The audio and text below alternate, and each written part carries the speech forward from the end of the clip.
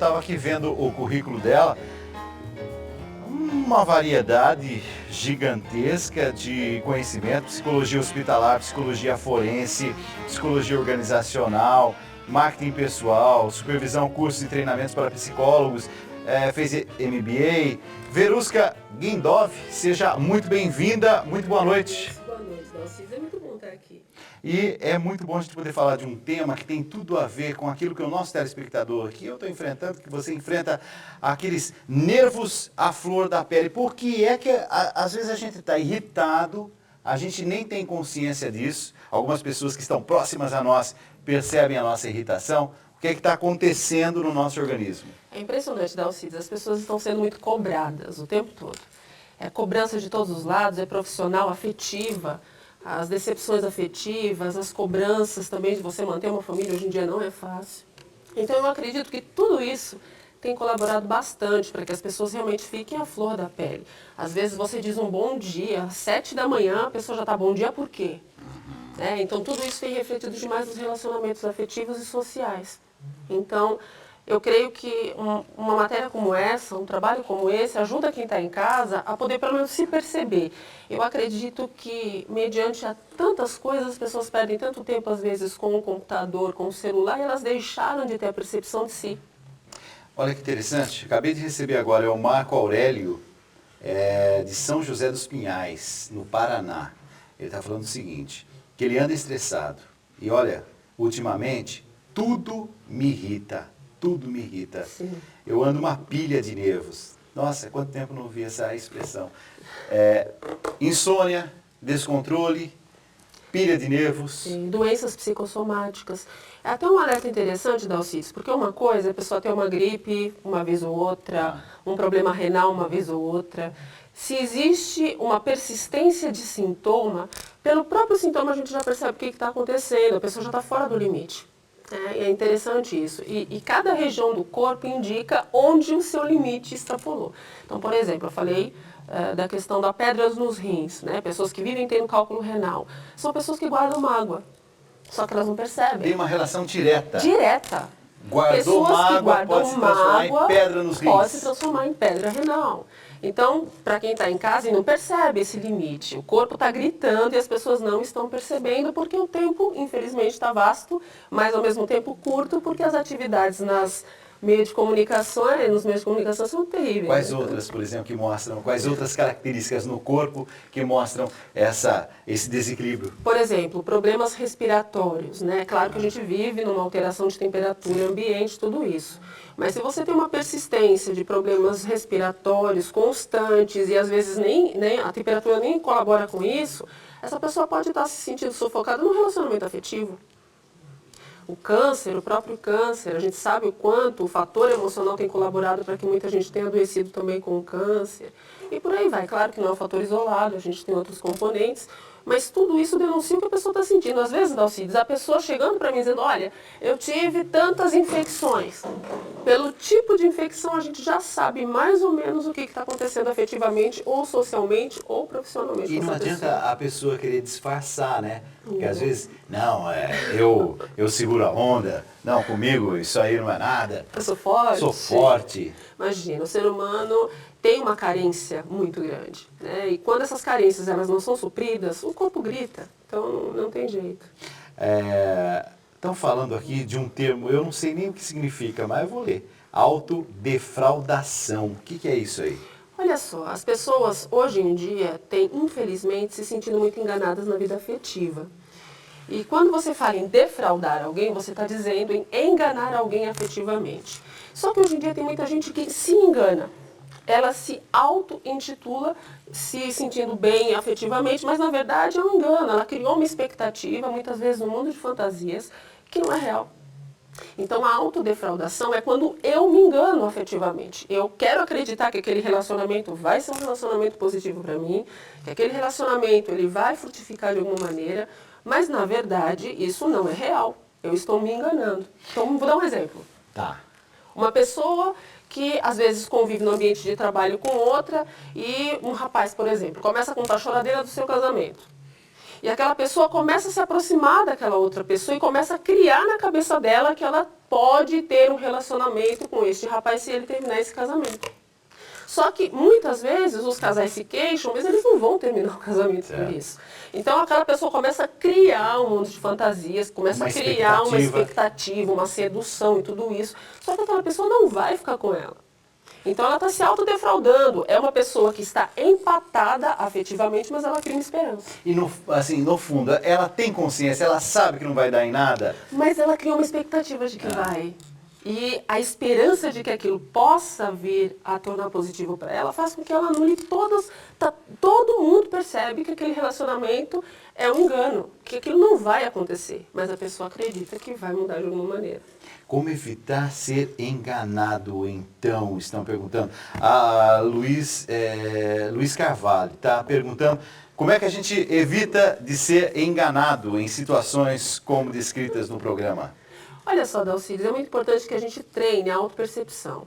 A gente precisa perceber, infelizmente, nós convivemos o dia a dia com muita gente que é manipulador, que tenta te passar a perna, que tenta te defraudar afetivamente. Então, quando a gente percebe se a gente está carente, a gente percebe se a gente não está, de repente, dando espaço demais para algo que não deveria ser assim.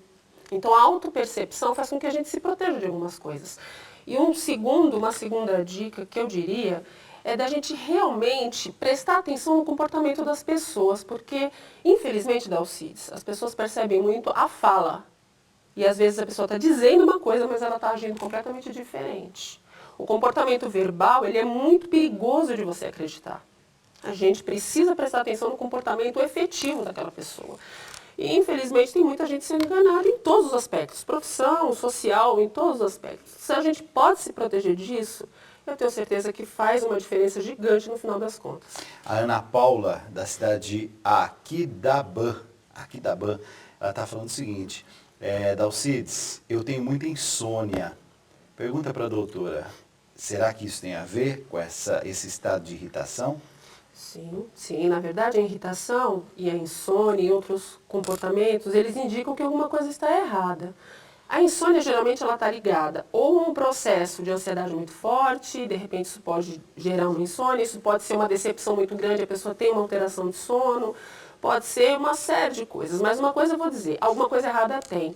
Se você para e faz essa reflexão, você vai descobrir qual é o ponto que te incomoda. Com certeza esse é o motivo da insônia. Estão perguntando sobre tudo aqui, sobre relacionamento. Dalcides, não sei se tem a ver, mesmo que não tenha a ver, não tem problema, a gente faz a pergunta, a doutora vai nos ajudar. Uma pessoa mente. O que faz uma pessoa mentir a vida inteira para a esposa? Agora mora com a amante. E ele, além de ser fiel a ela, ele tem outro comportamento, bem adequado. Por que mentia? Olha aí. Olha só, esse é o típico exemplo da defraudação. Esse homem, ele defraudou essa mulher durante todo o processo porque era cômodo para ele esse relacionamento. A partir do momento que ele encontrou um relacionamento, que ele se sentiu pronto para partir para essa nova história, ele passou a ter uma conduta totalmente diferente. Ele não criou expectativas, ele se relacionou de verdade. Agora, infelizmente, o comportamento desse homem deve ter denunciado para essa mulher o tempo inteiro a defraudação. Mas a expectativa, ela não percebeu. Mas tem mulher que não quer ver. Não quer ver, ou não percebeu por algum outro motivo. Tá. Mas geralmente dói, né? Quando a gente percebe a defraudação, machuca.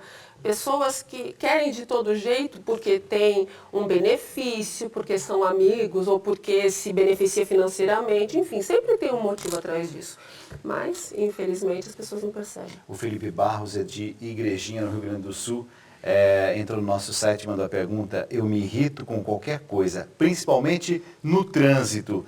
Tem alguma psicologia, alguma forma da gente lidar com isso? Olha, uma coisa muito bacana para a gente fazer no trânsito, que infelizmente em grandes cidades a gente lida com esse tipo de coisa, é você encontrar algo que te relaxe, uma música, procure não se atentar tanto ao trânsito em si. Porque o que acontece é que as pessoas já estão aborrecidas por outras coisas e elas descarregam no trânsito as suas chateações. Se a gente muda esse foco, isso já é positivo. Outra coisa é averiguar se essa pessoa tem períodos de descanso, se ela tem lazer, se ela tem outras coisas que colaboram para esse movimento de relaxamento. É possível que hoje em dia as pessoas nem tenham relaxado direito, né? Então isso colabora bastante com a irritação. Ó, a Eliana de Osasco está contando a história dela, está dizendo o seguinte, que ela perdeu o marido em 2013, ficou muito triste. Em 2014 recebeu o diagnóstico de câncer.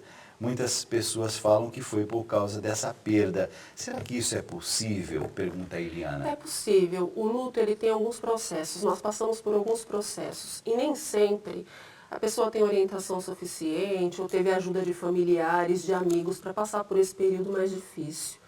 E quando isso acontece, existe um impacto muito grande para esse organismo que ao invés de ele lidar com o luto de 6 meses a 1 ano, ele lida com o luto um período maior. Isso traz danos para o nosso organismo de alguma maneira.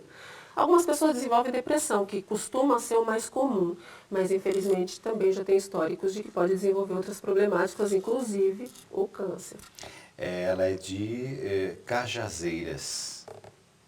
O corpo da gente é terrível, Dalcides. Quando a gente sente alguma coisa na nossa própria emoção, nós mandamos uma informação para a nossa parte de pensamento, de reflexão, que causa um impacto no nosso corpo no final das contas, né? Então é bem sério, sim. Ela é de Cajazeiras e ela está dizendo o seguinte, eu amo uma pessoa, mas eu não tenho coragem de me declarar. Eu acho que é amor platônico. Vocês estão falando sobre isso também? Também.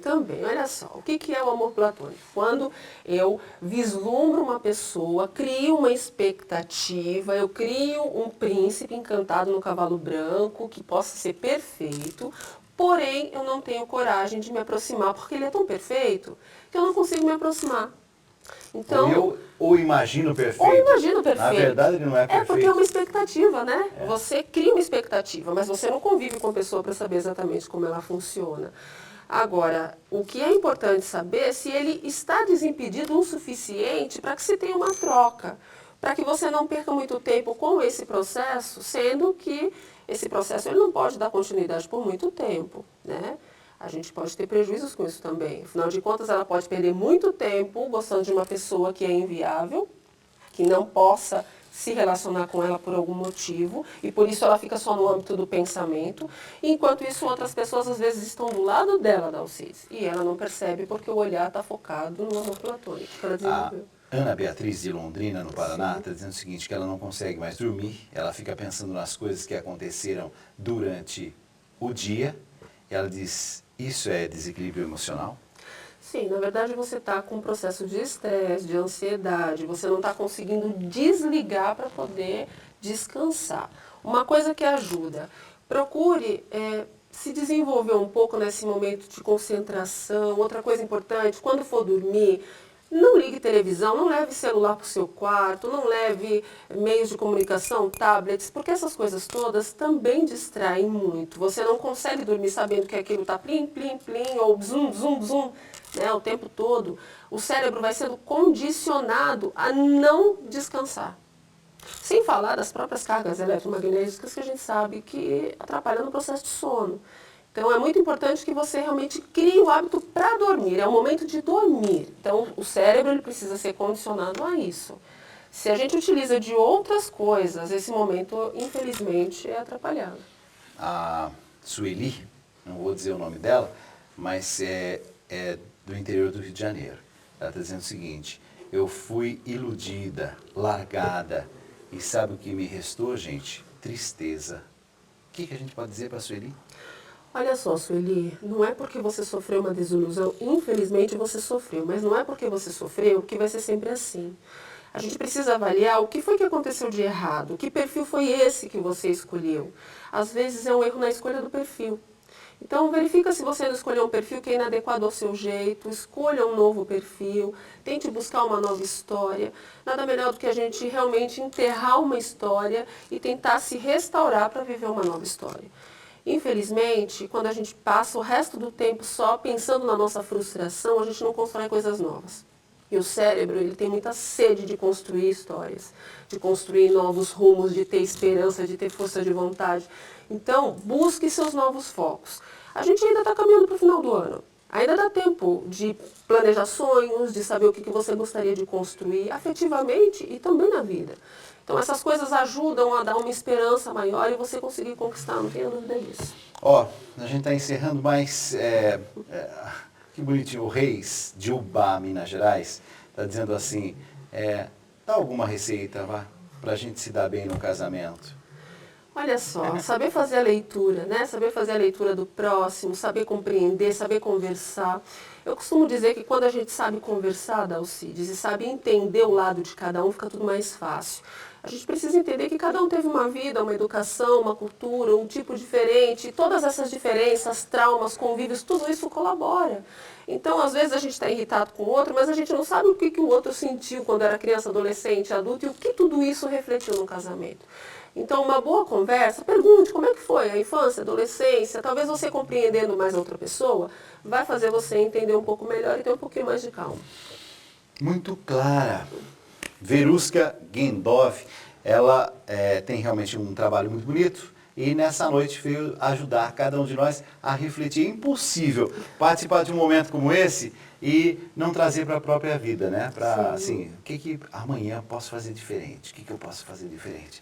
Veruska, obrigado por ter vindo. Eu que agradeço, Dalcides.